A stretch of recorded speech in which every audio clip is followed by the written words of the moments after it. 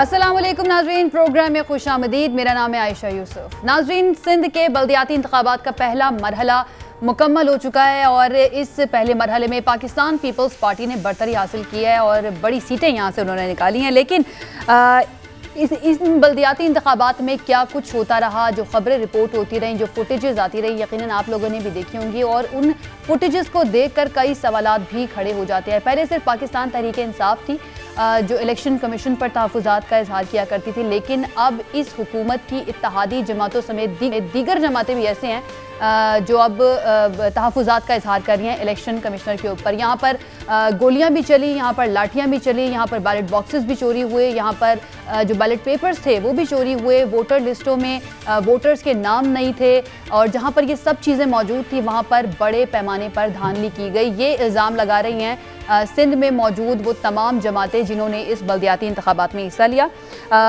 सिंध की जो शहरी आबादी है, जो शहरी सिंध है, वहाँ की मजबूत जमात MQM को तस्वुर किया जाता है, लेकिन यहाँ से भी पाकिस्तान पीपल्स पार्टी जो है उसने मैदान मारा, बड़ी नशिस्तें जीती और जिस तरह की फुटेजेस चलती रहीं उससे वाज़े नज़र आ रहा था कि किस तरह से यहाँ पर लड़ाई झगड़े हुए, एक दूसरे के ऊपर तशद्दुद किया गया, डंडे चलाए गए। उससे यकीनन कई सवालात खड़े हो जाते हैं कि अगर सिर्फ एक मरहले बल्दियाती इंतखाबात के एक मरहले में इलेक्शन कमीशन की ये कारकर्दगी है तो आगे आने वाले पंजाब के जो ज़िमनी इंतखाबात हैं उनमें क्या हाल होगा, या फिर जो आगे जनरल इंतखाबात होने हैं उसके अंदर इलेक्शन कमीशन की कारकर्दगी क्या होगी। पहला आज का हमारा टॉपिक ये होगा। दूसरा टॉपिक ये होगा कि इसहाक डार साहब जो हैं साबिक वज़ीर ख़जाना, उनकी वापसी की बाज़गश्त है। उनके बारे में कहा जा रहा है कि वो जुलाई में किसी भी वक्त आ सकते हैं और आकर वो वज़ारत ख़जाना का कलमदान संभालेंगे। एक तरतीब बता दी गई है कि वो आएंगे, आकर वो जो सेनेटर हैं उसका हल्फ लेंगे, उसके बाद वज़ीर ख़जाना बनेंगे। लेकिन वो मफरूर करार दिए जा चुके हैं अदालतों की जानिब से, पाकिस्तान की अदालतों की जानिब से। अगर वो वापस आते हैं तो क्या उन्हें गिरफ्तार किया जाएगा या फिर आते साथ ही वो वज़ीर ख़जाना बनेंगे और मुल्क की मईशत को संभालेंगे, इसके ऊपर हम बात करेंगे। तीसरा आज का हमारा टॉपिक होगा कि इमरान खान साहब की रिहाइश गाह बनी गाला में जासूसी करने वाला या जासूसी की डिवाइस लगाने वाला जो मुलाजिम था उसको पकड़ लिया गया। किसने उसको यहाँ पर भेजा जासूसी करने के लिए इमरान खान साहब की। और शहबाज गिल साहब जो हैं उन्होंने ये कहा कि जिस वक्त इमरान खान साहब वज़ीर आज़म थे उस वक्त से ये काम हो रहा था, यानी कि तब से ये शख्स जो है जासूसी कर रहा था और 6 साल से वो यहाँ पर काम करता है। अब इस पे सवाल जो हैं वो भी खड़े हो जाते हैं कि अगर वज़ीर आज़म साहब की जो रिहाइश गाह है, जिसको हम ये भी कह सकते हैं कि उनका एक कैंप ऑफिस था बनी गाला, जहाँ पर बैठ कर वो मीटिंग्स भी करते थे, बड़ी इंपॉर्टेंट कौमी सलामती की मीटिंग्स भी होती थी, उनकी सिक्योरिटी करने वाली टीम, जो प्रोटोकॉल होता है कि कौन उस घर के अंदर मौजूद है, किस तरह से उसकी स्क्रूटनी की गई, क्या प्रोटोकॉल को फॉलो नहीं किया गया, इसके ऊपर हम बात करेंगे। और ये भी इल्ज़ाम लगाया जा रहा है मुख्तलिफ सियासी जमातों की जानिब से, जो कि पाकिस्तान तहरीक इंसाफ की मुखालिफ सियासी जमातें हैं, वो कहती हैं कि अगर वाकई में ऐसा कोई शख्स है या जासूसी की कोशिश की गई है इमरान खान साहब की, तो इस शख्स को माफ़ क्यों कर दिया गया, पुलिस के हवाले क्यों नहीं किया गया, जासूसी वाली डिवाइस जो है वो पुलिस को क्यों नहीं दी गई ताकि तहकीकात हो सके। अपने जो मेहमान हैं उनका मैं तारुफ करवा देती हूँ। सबसे पहले आज हमें ज्वाइन करेंगे ज़फ़र साहब, special secretary election commission of Pakistan है। उनसे ज़रा हम इलेक्शन कमीशन की कारकर्दगी, बल्दियाती इंतखाबात में सिंध के क्या होता रहा, आगे आने वाले ज़िमनी इंतखाबात और लाहौर हाई कोर्ट ने आज जो पंजाब असम्बली की रिजर्व सीट्स पर फैसला दिया है उसके हवाले से बात करेंगे। और दूसरे हिस्से में हमें ज्वाइन करेंगे रहनुमा तहरीक इंसाफ मुसर्रा जमशेद चीमा साहिबा, राना एहसान अफजल साहब मुस्लिम लीग नून के रहनुमा और हामिदुल मशरिकी साहब तज्ज़ियाकार हमारे साथ मौजूद होंगे। बहुत शुक्रिया जी हमारे मेहमानों का हमें ज्वाइन करने के लिए। ज़फ़र इकबाल साहब, सर आगाज़ में आपसे करती हूँ। सबसे पहले तो सर कल जो फुटेजेस आती रही, जो खबरें रिपोर्ट होती रहीं, जगह जगह लड़ाई झगड़े, डंडे भी चले, गोलियां भी चले, कुछ लोगों की जानें भी गईं और पहले सिर्फ PTI थी जो इलेक्शन कमीशन पर तहफ़्फ़ुज़ात का इजहार करती थी, लेकिन अब बाकी जमातें भी तहफ़्फ़ुज़ात का इजहार कर रही हैं। तो सर इलेक्शन कमीशन जो है वो अपने फ़राइज़ की अंजामदही में नाकाम हो गया, ऐसा महसूस हो रहा है?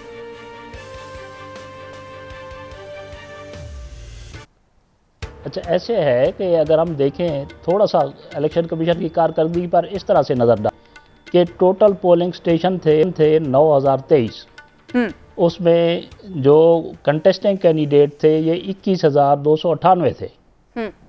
अगर हम इंसिडेंट्स देखें, इलेक्टोरल वायलेंसेस जो हुई है वो टोटल 13 हुई है। जहाँ तक रॉन्ग एलोकेशन ऑफ सिंबल्स का ताल्लुक है टोटल 11 है। इसमें अगर देखें तो ये 1% भी नहीं बनती। अगर इसको अगर इस तरीके से भी देखें हम कि अगर 2015 में देखें, हम ये नहीं कह रहे कि हमारी कारकर्दगी इस दफ़ा अच्छी है, लेकिन ये है कि अगर 2015 में देखें तो 15 अमवात हुई थी। उस वक्त हमारे साथ जो हमारे लॉ इन्फोर्समेंट एजेंसीज़ के साथ साथ रेंजर्स ने भी खिदमत सर अंजाम दी थी। अब भी रेंजर्स ने हमें हेल्प किया है, इसमें कोई शक नहीं। ये अल्लाह ताला का एहसान है कि मैं समझता हूँ कि बहुत कम वायलेंसेस हुई है इस इलेक्शन में। ये अगर देखें तो इस पे इलेक्शन कमीशन ने फौरी तौर पर नोटिस लिए हैं। इसमें 10 FIRs भी हुई हैं और इलेक्शन कमीशन ने फौरी तौर पे जो ख़ास तौर पे जो अबडक्शन का केस है, 2 इसमें पोलिंग स्टेशन ऐसे हैं जिसमें अबडक्शन हुई है, मटेरियल स्नैच किया गया है 4 पोलिंग स्टेशनों से। तो प्रोविंशियल इलेक्शन कमिश्नर से हमने रिपोर्ट तलब कर ली है और IGC में रिपोर्ट तलब कर ली है कि जनाब बताएं ये कैसे हुआ है। खास तौर पे जो तमाम जमातें हैं जिन्होंने हिस्सा लिया इस इलेक्शन के अंदर, उनकी जानिब से अब इलेक्शन कमीशन के ऊपर शदीद तहफ़्फ़ुज़ात का इजहार किया जा रहा है और बार बार कहा जा रहा है कि अगर इलेक्शन कमीशन शफाफ इंतखाबात नहीं करवा सकता या फिर उसमें नाकाम हो गया है तो फिर उसकी कारकर्दगी पर सवाल तो उठेगा ना। वो जमातें जिन्होंने इंतखाब में हिस्सा लेना है वो ये इल्ज़ाम लगा रही हैं सिवाय पीपल्स पार्टी के।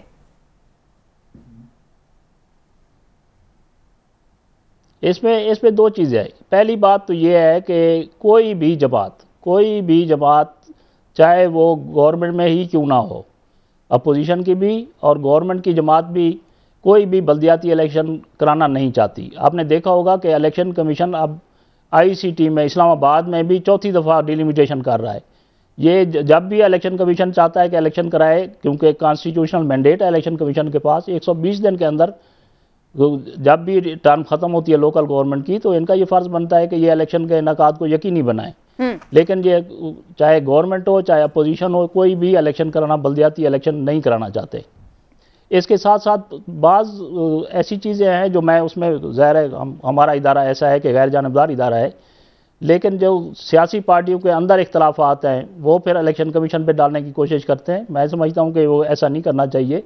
अब हमें जो है ना, हमें ऐसा कोई बिहेवियर इस्तेमाल करना चाहिए जो मुल्क व कौम के लिए बेहतर हो। लेकिन सर ये जो इल्ज़ामात अब लगाए जाते हैं इलेक्शन कमीशन के ऊपर, और ये कोई अभी का मामला नहीं है, इससे पहले हम डस्का की बात कर लें, दीगर ज़िमनी इंतखाबात जब पाकिस्तान तहरीक-ए-इंसाफ हुकूमत में थी उस दौरान जो हुए, उस वक्त भी हम इसी तरह की चीज़ें देखते थे कि कहीं पर जो है जो अमला है वही गायब हो जाता था, कहीं पर बैलेट बॉक्सेस गायब हो जाते थे। यहाँ पर भी इस तरह की सूरत हाल रही है और कई जगह पर रोकनी भी पड़ी पोलिंग। तो सर ऐसा कोई मैकेनिज्म क्यों नहीं बनाया जाता? और ऑलरेडी इलेक्शन कमीशन पर इतने इल्ज़ामात लगते हैं, अभी रिसेंटली हम ये भी देख रहे हैं काफ़ी मुतनाज़ भी हो चुके, जिस तरह से अगर PTI की हम बात करें वो आप लोगों के ऊपर इल्ज़ाम लगाती है, इदारे के ऊपर इल्ज़ाम लगाती है। तो सर इसको बेहतर करने के लिए क्या किया जाता है? देखिए, इलेक्शन कमीशन है, आप डस्का की मिसाल खुद ही दे रही हैं। डस्का के जब ये वाक़या हुआ तो इलेक्शन कमीशन ने फौरी तौर पर नोटिस लिया। इसी तरह आप देखें KP में जो इलेक्शन हुआ है वहाँ पे भी जो इस वायलेंस, इलेक्टोरल वायलेंसेस में जो भी कैंडिडेट्स थे, पार्टीज़ थी, कैंडिडेट्स को इलेक्शन कमीशन ने डिस्क्वालीफाई किया। अब भी हम इंश्योर कराएंगे कि कोई भी ऐसा काम ना हो कि जो इलेक्शन कमीशन पे कोई उंगली उठाए। हम इंशाल्लाह, हमारा जो किरदार है गैर जानिबदार इदारे का किरदार है और हम उसको अदा करेंगे। लेकिन जफर साहब, जो गलत वोटर लिस्टें प्रिंट हुई हैं, वोटर्स के नाम नहीं थे, ये तो इलेक्शन कमीशन का काम है और ये इलेक्शन कमीशन की जिम्मेदारी है। अगर सियासी जमातें जो है किसी तरीके से सारे प्रोसेस को ख़राब करने की कोशिश करें या पर धांधली करने की कोशिश करें, ये तो आप लोगों की जिम्मेदारी है ना इसको ठीक करना।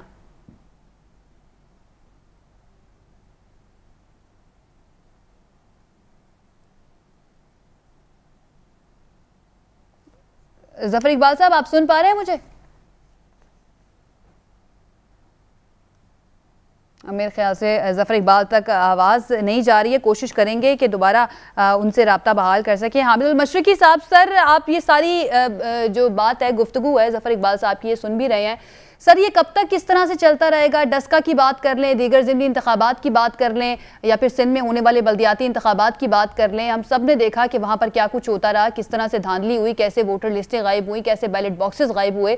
लेकिन इलेक्शन कमीशन बतौर इदारा, जैसे कि जफर इकबाल साहब कह रहे हैं वो अपनी जिम्मेदारियाँ जो हैं वो निभा रहे हैं और इसी तरह से निभाते रहेंगे। लेकिन कोई भी सियासी जमात मानने के लिए तैयार नहीं है। अब तो वो कह रहे हैं कि हम इलेक्शन कमीशन का दरवाज़ा खटखटाएंगे ये जो बल्दियाती इंतखाबात हुए हैं इसको।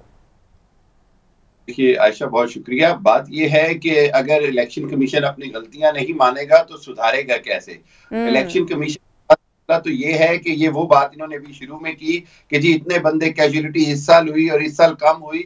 ये तो वो मिसाल दे रहे हैं कि जी सर में गोली लग गई है, शर्ट बच गई है। मुझे समझ नहीं आई इनकी इस बात की कि बजाय इसके कि ये माने कि इनका बहुत बड़ा फेलियर हुआ है और बहुत बड़ा सवालिया निशान बनता जा रहा है इलेक्शन कमीशन की क्रेडिबिलिटी के ऊपर सवालिया निशान है कि बल्दियाती इंतखाबात इतने बदनज़मी के साथ हुए हैं कि खुद हुकूमत की इत्तेहादी जमात जो है JUI से वो खुद बोल पड़े हैं, उन्होंने खुद एहतजाज किया है। और उसके बाद मैं एक और बात कहूं, जो आज हाईकोर्ट की जो डिसीजन आया है उसके वाज़े उन्होंने कहा है कि जो रिजर्व ये इलेक्शन को उसी वक्त उनको अलॉट कर देनी चाहिए थी। यानी कि ना सिर्फ इंतजामी बदनज़मी है बल्कि जो दूसरे अमूर हैं उसके अंदर भी इलेक्शन कमीशन की साख जो है वो सवालिया निशान बनती जा रही है। और मेरा ख्याल ये है कि आइंदा आने वाली इलेक्शंस के अंदर तमाम जमातों के लिए इलेक्शन कमीशन की क्रेडिबिलिटी पर एतबार करना मुश्किल होता जाएगा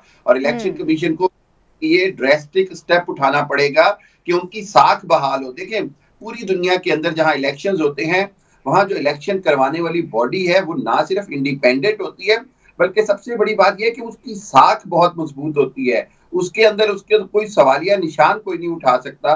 और आज पाकिस्तान के अंदर यह है कि जैसे आपने भी कहा कि खैबर से लेकर कराची तक, कोयटा से लेकर लाहौर तक कहीं भी ज़िमनी इलेक्शन हो, बल्दियाती इलेक्शन हो या कंटोनमेंट का कहीं का भी इलेक्शन हो, वहां पर सवालात उठते हैं। बिल्कुल सवालात उठते हैं और इलेक्शन के अमले के ऊपर सवालात उठते हैं और वीडियो सामने आती हैं किस तरह उसके जो है वो हर तरह से बदनज़मी हो रही है, चाहे वो प्रिजाइडिंग ऑफिसर की तरफ से हो या दूसरी तरफ से हो। ठीक है। जफर इकबाल साहब ने हमें ज्वाइन कर लिया। एक मरतबा फिर से मैं उनसे सवाल दो मैंने करने हैं, उसके बाद उनका शुक्रिया मैं अदा करूंगी। जफर इकबाल साहब, लाहौर हाई कोर्ट का जो आज का जो फैसला आया है वो यही है कि पाकिस्तान तहरीक इंसाफ की जो रिजर्व सीट्स बनती हैं उन पे फौरी तौर पर नोटिफिकेशन जारी किया जाए, और उससे पहले आप लोग रुके हुए थे, इसके ऊपर नोटिफिकेशन जारी नहीं कर रहे थे। तो सर अब फिर किस तरह से आप लोग इसके ऊपर नोटिफिकेशन जारी करेंगे, क्या प्रोसेस होगा?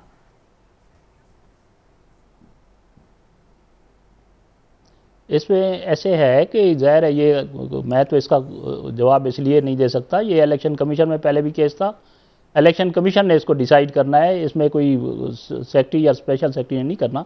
ये इलेक्शन कमीशन के ज़ाहिर है चीफ इलेक्शन कमिश्नर साहब हैं और 4 मेंबर साहबान हैं, उन्होंने इसको डिसाइड करना है। ज़ाहिर है ये जब हमारे पास फैसला आता है तो इलेक्शन कमीशन उस पर गौर करेगा। जफर साहब, किन बुनियादों पर होगा ये तो आप बता सकते हैं ना कि इसके लिए प्रोसेस क्या होगा, किन बुनियादों के ऊपर अब ये नोटिफिकेशन जारी किया जाएगा? देखें, इसमें यही है कि जब फैसला आता है तो इलेक्शन कमीशन उस पर गौर करेगा कि किस तरह उन्हें आगे बढ़ना है, ये इलेक्शन कमीशन ने फैसला करना है। ठीक है, ज़रा पंजाब की सूरत हाल थोड़ी सी बता दीजिए, उसके बाद ये आखिरी सवाल है मेरा आपसे कि अब हमजा शहबाज साहब जो हैं उनको कितने वोट दरकार होंगे वज़ीर आला अगर वो बरकरार रहना चाहते हैं तो उसके लिए? इसमें ऐसे है कि जो वज़ीर आला का इंतखाब होता है उससे इलेक्शन कमीशन का कोई ताल्लुक नहीं होता। ये एक वज़ीर आला का इंतखाबात जो खुद ही असम्बली कराती है, इनकी प्रोविंशियल असम्बली कराती है। सर नंबर पूछ रही हूँ कि नंबर गेम, अब ये 5 सीटें अगर मिल जाती हैं PTI को तो उसके बाद सूरत हाल जो है काफ़ी टफ हो जाएगी। मैं उस पर कमेंट इसलिए नहीं, मैं अर्ज करूँ कि इलेक्शन कमीशन का क्योंकि इससे कोई ताल्लुक नहीं है, मैं कोई ऐसी सियासी स्टेटमेंट देना नहीं चाहता। चलें जी, बहुत शुक्रिया। जफर इकबाल साहब हमारे साथ मौजूद थे। इलेक्शन कमीशन ये इलेक्शन कंडक्ट नहीं कराता। ठीक है, special secretary election commission Zafar Iqbal साहब हमारे साथ मौजूद थे। राना एहसान अफजल साहब, सबसे पहले तो माजरत, आपको मैंने इंतजार कराया। सर पहले तो सिर्फ पाकिस्तान तहरीक इंसाफ थी ना जो इलेक्शन कमीशन पर तहफ़्फ़ुज़ात का इजहार करती थी, कारकर्दगी पर सवाल करती थी, ये भी कहती थी कि असर रसूख इस्तेमाल होता है इलेक्शन कमीशन के ऊपर। लेकिन सर अब तो आपकी अपनी इत्तेहादी जमातें भी यही बात कर रही हैं, GDA भी यही बात कर रही है, जमात इस्लामी भी यही बात कर रही है। बिस्मिल्लाहिर्रहमानिर्रहीम।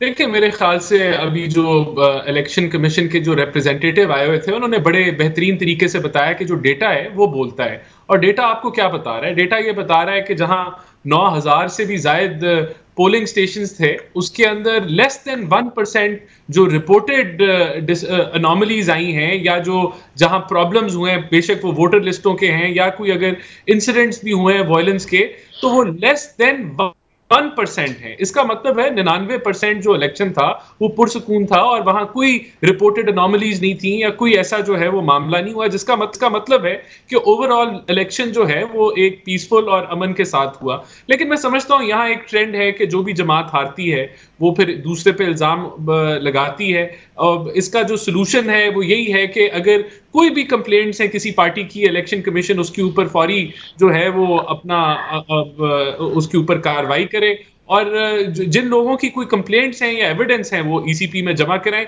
इसके अलावा और कोई हल नहीं है। बाकी मैं समझता हूं कि ये जो डेटा है, डेटा बोलता है और डेटा ये बोल रहा है कि इलेक्शन जो है 99% से भी ज्यादा जो है वो पुरअमन हुआ है और उसके अंदर कोई इश्यूज नहीं। लेकिन राना एहसान साहब, आप लोग जब कोई इलेक्शन हारते थे ज़िमनी इंतखाब, आपकी जमात की जानिब से भी तो इसी तरह के इल्जामात इलेक्शन कमीशन के ऊपर लगाए जाते थे ना। आप बाकी सियासी जमातों की बात कर रहे हैं तो आप अपनी भी बात कीजिए।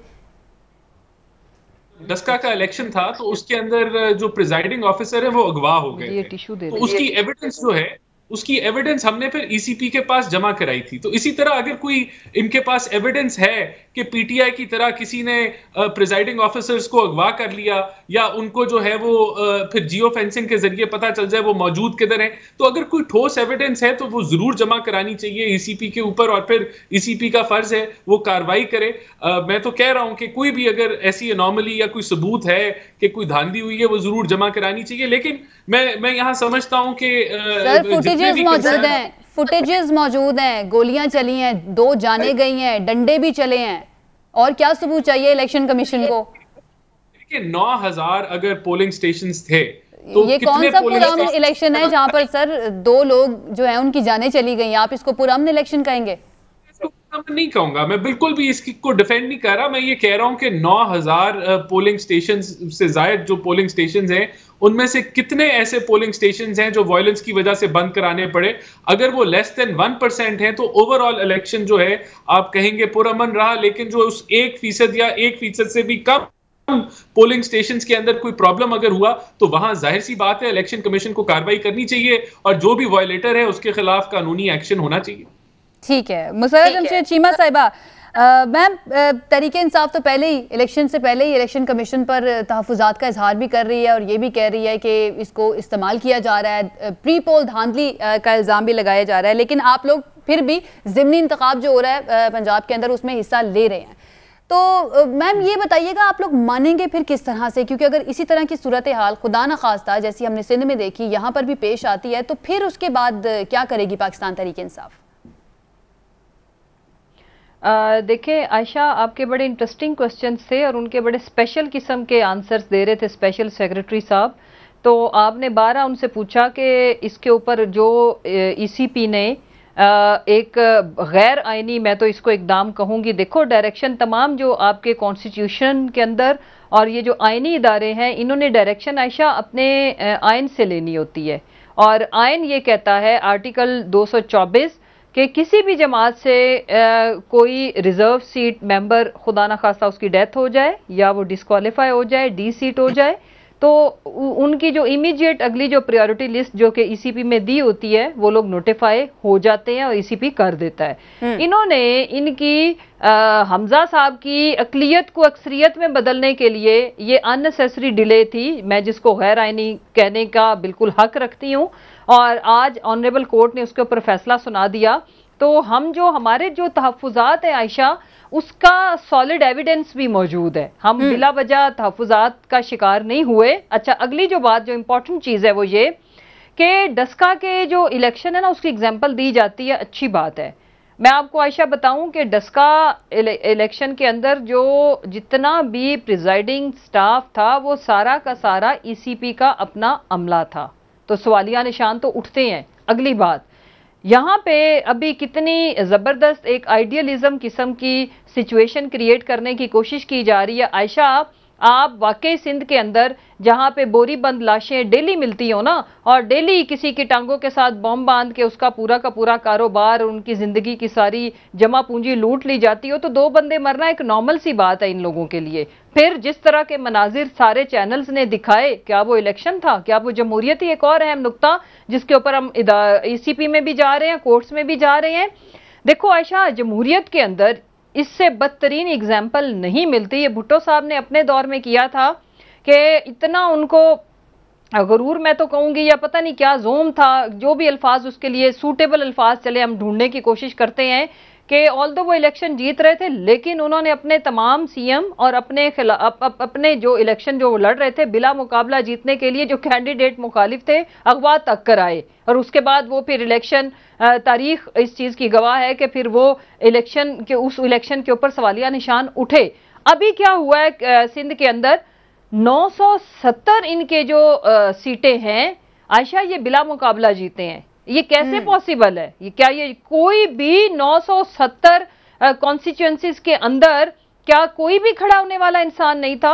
हमारे बहुत सारे लोग जिनके थोड़ा बहुत बेचारों की हैसियत थी वो कोर्ट्स में भी गए हुए हैं, उनकी एप्लीकेशंस गई हुई हैं, उस इशू को हम उठा भी रहे हैं। आज भी कराची की लीडरशिप ने इसके ऊपर प्रेस कॉन्फ्रेंस की है। हम जाहिर है हमारे पास ऑप्शंस क्या है, जो आईनी इदारे मौजूद हैं हम पहले तो वहीं जाएंगे जैसे हम गए हुए थे।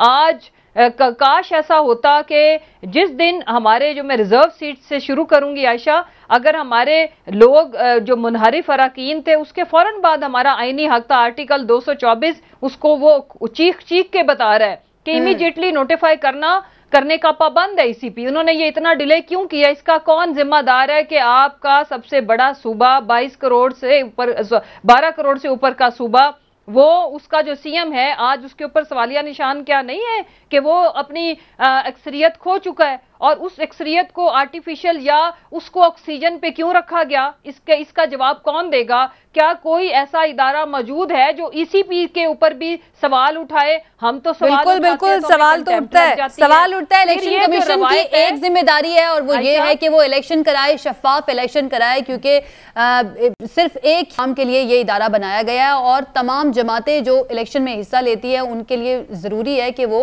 इस सारे प्रोसेस के ऊपर जो है एतमाद का इजहार भी करे, इस इदारे के ऊपर एतमाद का इजहार भी करे, क्योंकि अगर ऐसा नहीं होता है तो आगे आने वाले जो इंतखाबात है उसके अंदर हम देखेंगे शायद पाकिस्तान की सियासत की डायनामिक्स जो है वो भी चेंज हो जाए।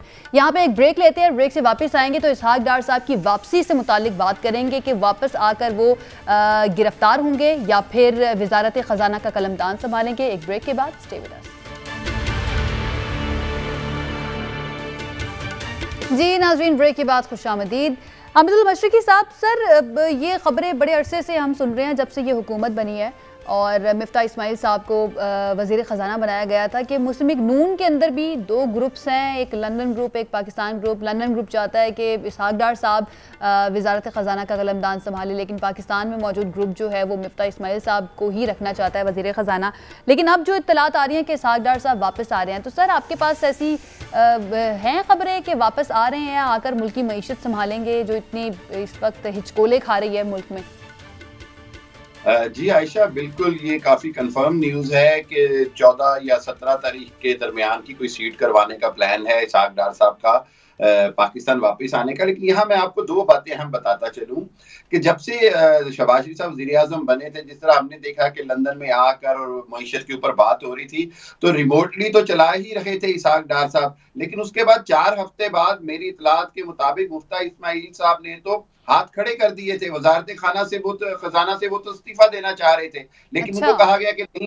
हाँ जी बिल्कुल, और वो तो यही था कि वो तो हवाले कर रहे थे कि जी मेरे से नहीं संभल रही है और ना ही मैं ये जो पेट्रोल और IMF से मुज़ाकरात है इसमें मैं नाकाम हो रहा हूँ। तो इस हवाले से तो पक्की इतलात थी कि किसी और को वज़ीर खजाना बनाया जा रहा है, लेकिन इसहाक डार साहब की एक कंसिस्टेंट जो थी, एक इसरार था कि नहीं अभी वक्त गुजारा जाए, और वही हुआ है कि ताकि ये जो हुकूमत के तो हामिद साहब ये खबरें नहीं आई कि हौसला किसने दिया, फिर हिम्मत किसने बनाई मिफ्ता इस्माइल साहब की कि नहीं नहीं आपके पीछे खड़े हैं, आप करें? बिल्कुल, हौसला और हिम्मत इसीलिए कि उनको मैं तो ये कहूंगा कि उनको मजबूर किया गया कि जी अब आप इस तरह नहीं जान छुड़ा सकते। आपने 3 साल तो दावे किए थे कि मईशत को मैं ये कर सकता हूँ और मैं ये कर सकता हूँ। जब आप दावे करते रहे हैं तो अब 6 महीने तो गुजारे, अभी तो 3 महीने नहीं हुए और उन्होंने तो 4 हफ्ते बाद हाथ खड़े कर दिए थे। और एक और मैं बात बताऊं, ये वही पॉलिसी है कि जी एक बार सारा बर्डन महंगाई का जो है वो सारा मुफ्ता इस्माइल पर डालकर तो नए वजीर खजाना आकर कहेंगे जी कि देखें जी अब मैं मईशत संभालने लगा हूं, तो 20 रुपए अगर 300 रुपए में पेट्रोल ले गए और उसमें से 20 रुपए कम कर दिए तो ये अवाम को रिलीफ जो है वो इसहाक डार अपने खाते में डालने की कोशिश करेंगे। आप देखें ये टिपिकल पॉलिटिकल टैक्टिक्स होते हैं कि पेट्रोल को भी 30 तारीख को इन्होंने बढ़ाना है और फिर जब इसहाक डार साहब ने 2 हफ्ते बाद आना है तो उन्होंने 20 रुपए उसको कम करके अवाम को कहना जी देखें जी मैंने कमी शुरू कर दी। एक तो बात ये होगी। दूसरी बात ये है कि अगर आप इस सारी सूरत को गौर से देखें तो बड़ी इंटरेस्टिंग सूरत ये है कि कहीं हमारे वजीर आजम जो है वो फर्द जुर्म का इंतजार कर रहे हैं, वजीर दाखिला अदालतें भुगत रहे हैं और वजीर खजाना जो है वो एब्सकॉन्डर होंगे यानी मफरूर मुलजिम होंगे। दिलचस्प सूरत हाल ये भी है कि एक तरफ मुबस्सरीन ये भी कहते हैं कि पीपल्स पार्टी सारा मलबा जो है वो मुस्लिम लीग नून पर डालना चाहती है और अब ये खबर आ रही है और आप ये बता रहे हैं कि नून लीग के अंदर ही एक ग्रुप ऐसा जो सारा मलबा मिफ्ता इस्माइल साहब पे डालना चाहता है। बिल्कुल ऐसे ही है, बिल्कुल ऐसे, क्योंकि वो ये चाहते हैं कि नवाज शरीफ साहब और जब अगर आप वापस आते हैं तो वो अपने नून लीग के वोटर को अपने साथ अटैच रख सकें और वो ये कह सकें कि जी वो टीम फेल हो गई, मुस्लिम लीग नून।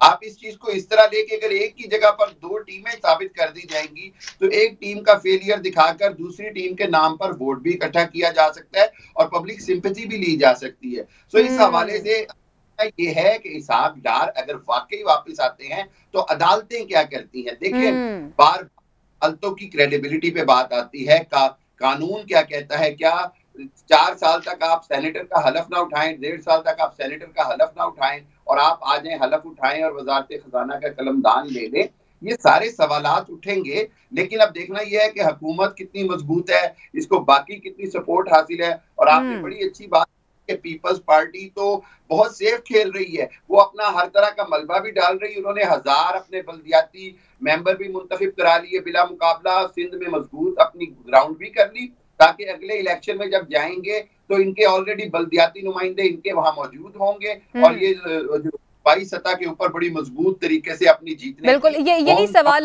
सवाल लेकर हम चलते हैं राना एहसान साहब की तरफ। राना एहसान साहब, इसहाक डार साहब वापस आ रहे हैं तो आएंगे तो वो तो गिरफ्तार हो जाएंगे आमदन से जायद सासों के केस में, तो सर फिर किस तरह से वजीर खजाना बनेंगे वो?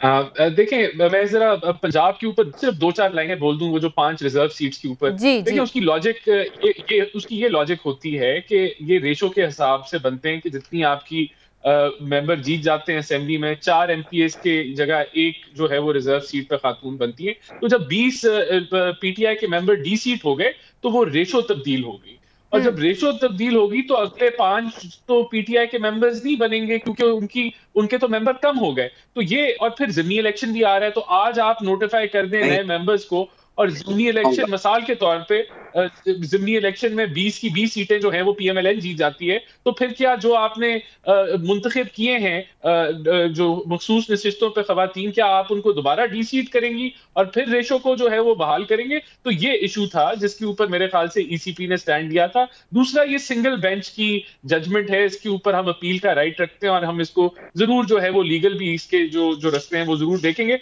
उसके अलावा जो मेन चीज है, हमारे पास मेजॉरिटी है, 176 मेंबर्स हैं हमारे पास पार्लियामेंट के अंदर पंजाब की। तो अगर ये जो मर्जी कर लें, सीएम जो है वो हमजा शहबाज इंशाल्लाह ताला रहेंगे और हुकूमत भी पीएमएलएन की रहेगी। जहां तक आपने इसहाक डार साहब की बात की और मिफ्ता साहब की बात की, सबसे पहली तो ये चीज है कि दोनों हमारे पार्टी के जो हैं वो मेंबर्स हैं और माहिर माशियात भी हैं और एक्सीलेंट फाइनेंस मिनिस्टर्स हैं। एक चीज तो तय हो गई कि हमें किराए के फाइनेंस मिनिस्टर लाने की जरूरत नहीं है। जिस तरह हफीज शेख साहब पीपल्स पार्टी में भी रहे और फिर वो और दीगर जमातों में भी रहे और अब फिर पीटीआई के आगे, और इसी तरह जो शौकत तरीन साहब हैं उनको भी जो है वो किराए के ऊपर लेके आना पड़ा पीटीआई को। तो हमारे दोनों जो फाइनेंस के एक्सपर्ट्स हैं वो पीएमएलएन से। दूसरा, दार साहब का बड़ा एक्सपीरियंस है।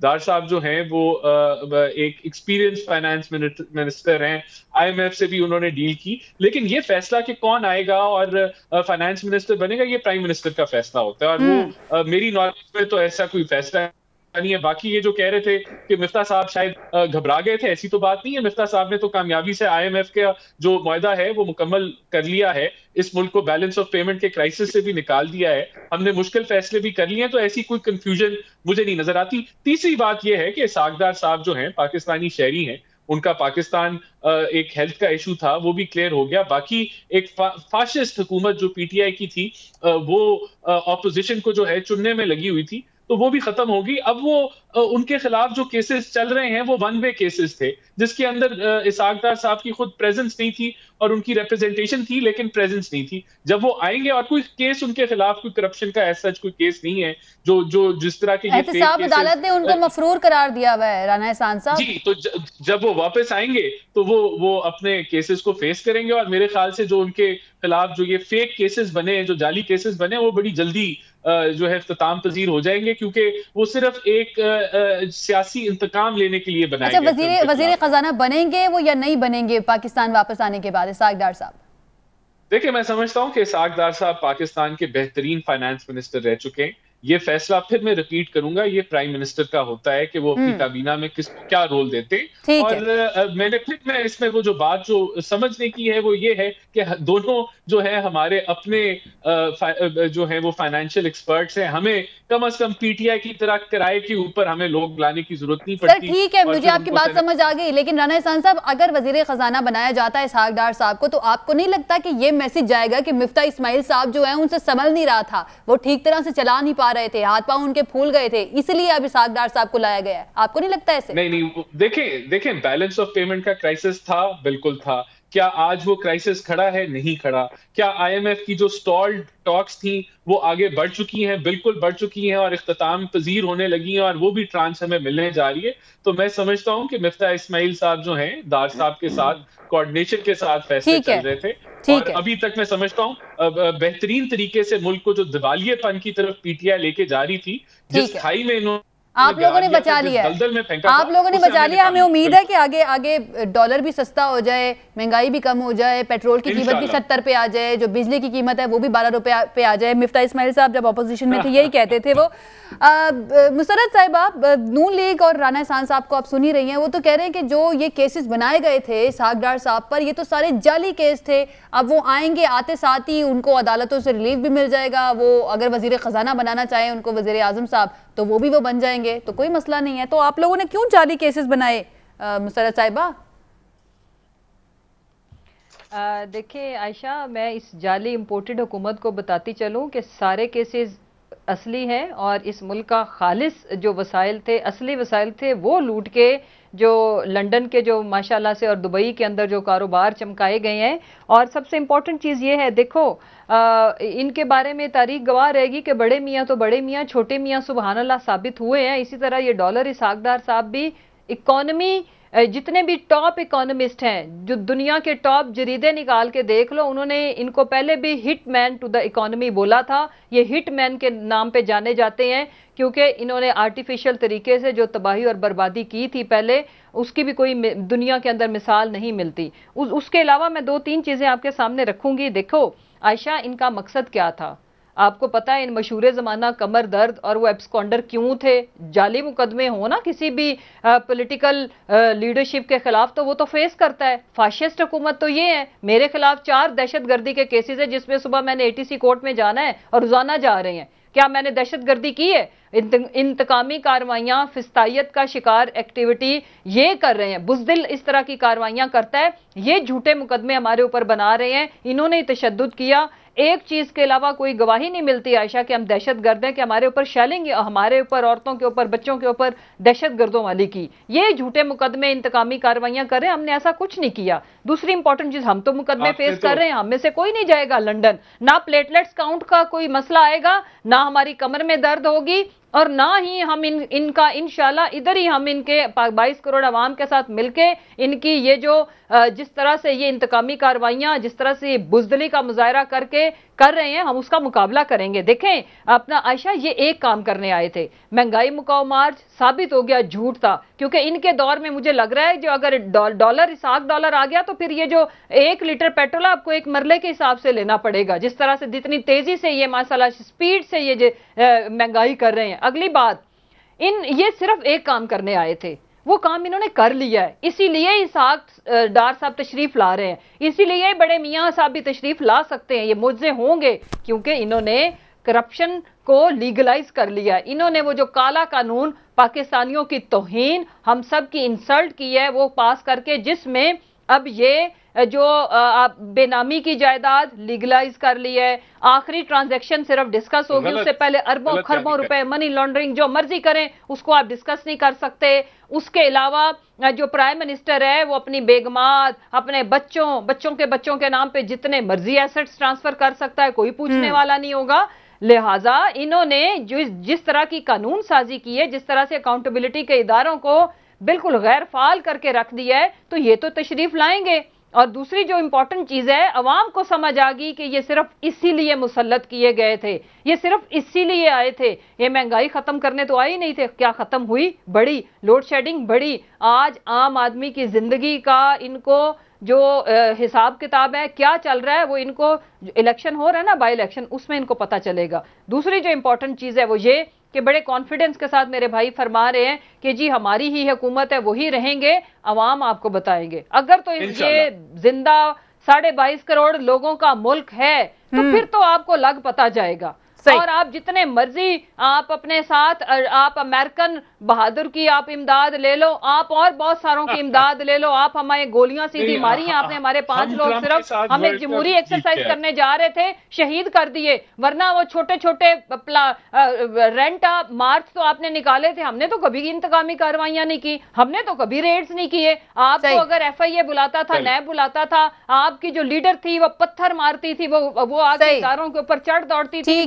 ठीक है मुसरत साहिबा, बड़े इदारे थे, सरबराहान थे, उनके नाम लेती थी। आगे बढ़ जाते हैं, वक्त हमारे पास कम है और हमारा लास्ट टॉपिक जो है, मुखालिफिन को सांस लेने की भी इजाजत नहीं देते। लास्ट टॉपिक की तरफ बढ़ जाते हैं मुसरत साहिबा।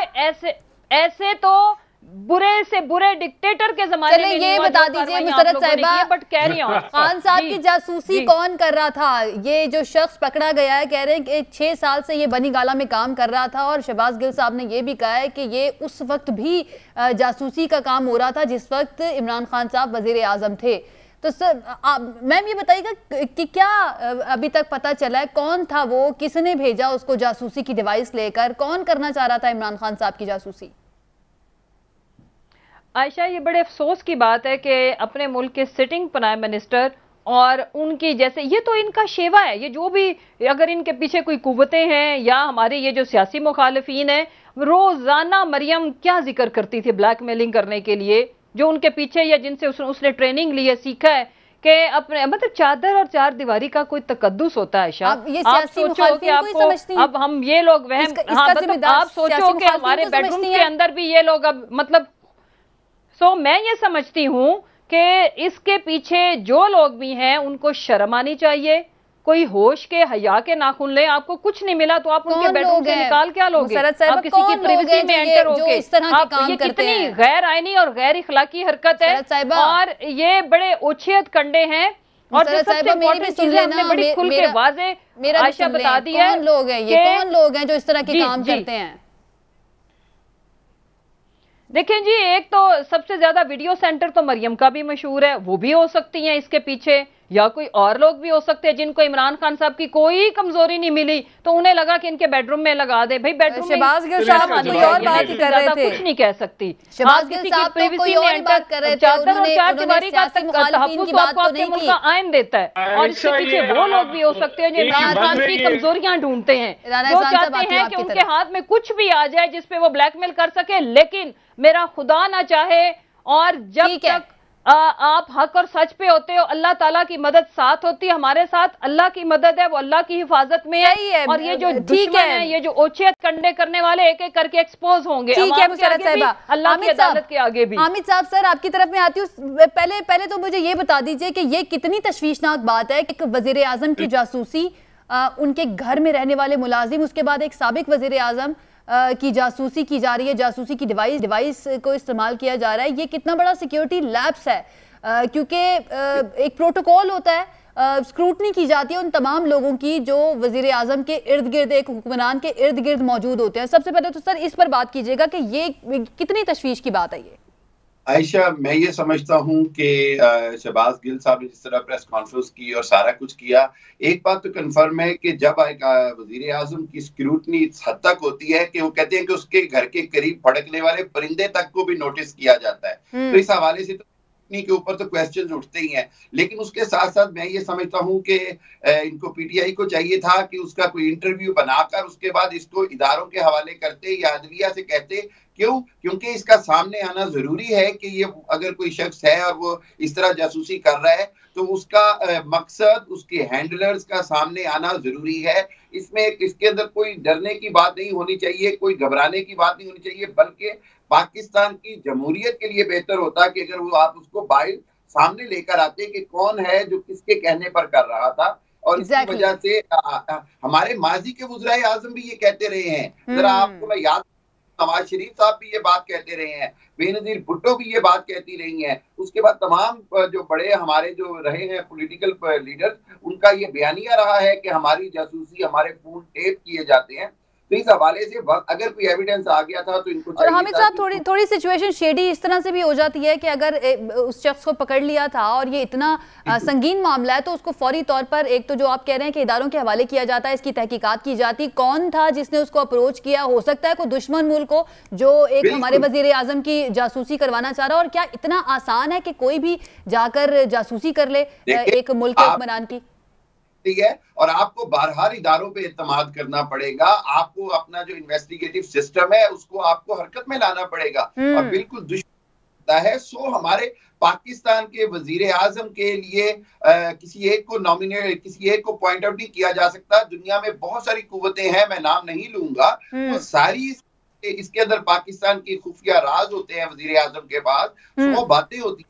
तो इस हवाले से मैं इसको पॉलिटिकली से ज्यादा इसको सिक्योरिटी लैब और इसको पाकिस्तान की सीक्रेसी एक्ट के अंदर इंटरफेरेंस देख रहा हूँ। बिल्कुल, इस हवाले से पाकिस्तान का जो ऑफिशियल ठीक है सर, वक्त कम है। मैं राना एहसान साहब का भी इस पर कमेंट लेना चाहूंगी। राना एहसान साहब, पीटीआई जिन जिन पर इल्जाम लगा रही है उनमें मुस्लिम लीग नून भी शामिल है, लेकिन फिर भी आप लोग हुक्मरान हैं, मुस्लिम लीग नून इस वक्त मौजूद है, तो आपके लिए, आप पर बड़ी जिम्मेदारी भी आयद होती है कि पता लगाया जाए कि आखिर कौन है जो जासूसी कर रहा था, और ये भी चेक करवाया जाए कि कोई कहीं शहबाज शरीफ साहब की जासूसी तो नहीं कर रहा।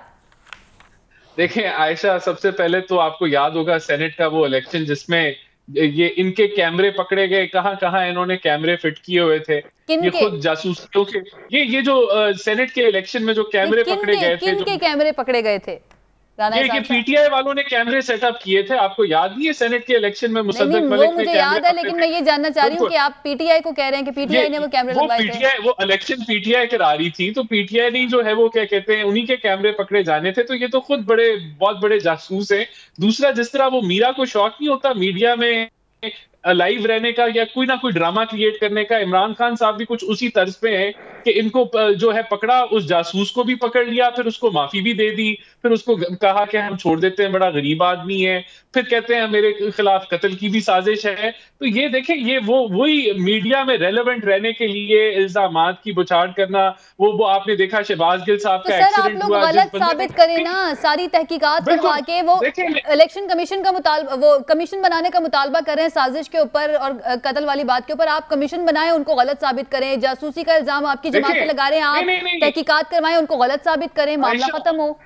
वो तो 5 बेंच का जो सुप्रीम कोर्ट 5 यानी कि जस्टिसेस के बेंच के ऊपर सुप्रीम कोर्ट ने वो एनएससी की मिनट्स भी मंगवाए और फिर उनको रद्द भी कर दिया। जो आईएसआई है, आपकी डीजी आईएसपीआर है, वो बयान दे चुकी है। फिर अपना जब ये हुकूमत में थे, फॉरेन ऑफिस इन्होंने कोई ऐसी साजिश की बात नहीं की। तो ये जो बोगस ड्रामे ये तो रद्द हो चुके हैं। अब ये इनका ये रटा लगा के बैठे हुए हैं। अब इन्होंने यही अवाम को मंजन बेचना है कि आलमी साजिश, और खुद ये कहते हैं जो अमेरिका बहादुर, जो मरियम के पास वीडियोस थे उनके बारे में क्या ख्याल है? वो क्या था? एक मिनट, जो ट्रम्प के साथ ये कहके मार के आए और जिस तरीके से इन्होंने कहा कि जी हम वर्ल्ड कप जीत आए, इन्होंने कश्मीर, एक मिनट, फिर इन्होंने कश्मीर फरोशी सर ये बता दीजिए, इरादा रखती है हुकूमत कोई तहकीकात करवाने का इस मामले की? ये बता दीजिए। बिल्कुल तहकीक, वो जो पुलिस है उधर ये अपनी रिपोर्ट दर्ज कराएं और तहकीक कराएं। इन्होंने तो जो बंदा पकड़ा गया उसको भी माफी दे दी, कहते हैं हमने माफ कर दिया। ठीक है, ठीक है, वक्त हमारे पास खत्म हो गया। तो